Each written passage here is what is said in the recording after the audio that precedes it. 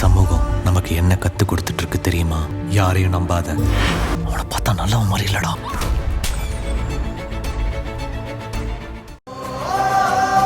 நம்ம குடும்பத்தோட மானம் மரியாதை எதை பத்தியும் கவலைப்படாம போனால அவன் நினைப்பு இனிமே யாருக்குமே இருக்க கூடாது. எல்லாமே இந்த தீயில நெருப்போட நெருப்பா எரிஞ்சு சாம்பல் ஆகட்டும்.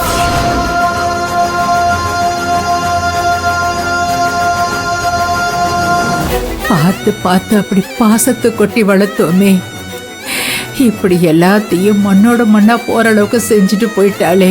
இனி நான் என்ன பண்ணுவேன், என்ன பண்ண போறேன்? வேண்டாமா, அவ நமக்கு வேண்டாம். இனிமே அவ வேண்டாம், விடுங்க.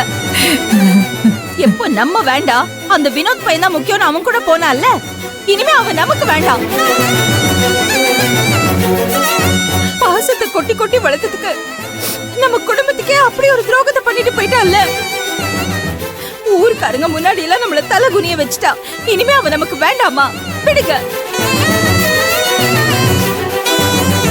மகா, திருதான் உணர்ச்சி வசப்பட்டு இப்படி எல்லாம் பண்றாப்லனா நீ இப்படி பேசிக்கிட்டு இருக்க?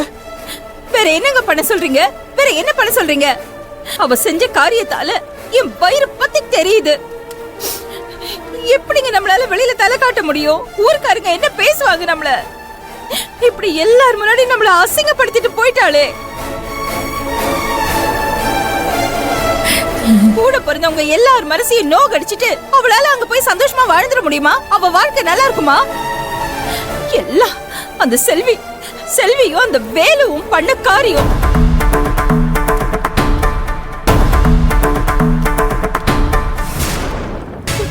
அக்கா, நீ எதுக்காக அழற? அழ வேண்டியவங்க அவங்க. ஏன்னா அவங்களுக்கு இந்த குடும்பத்துக்கு எந்த சம்பந்தமும் இல்ல.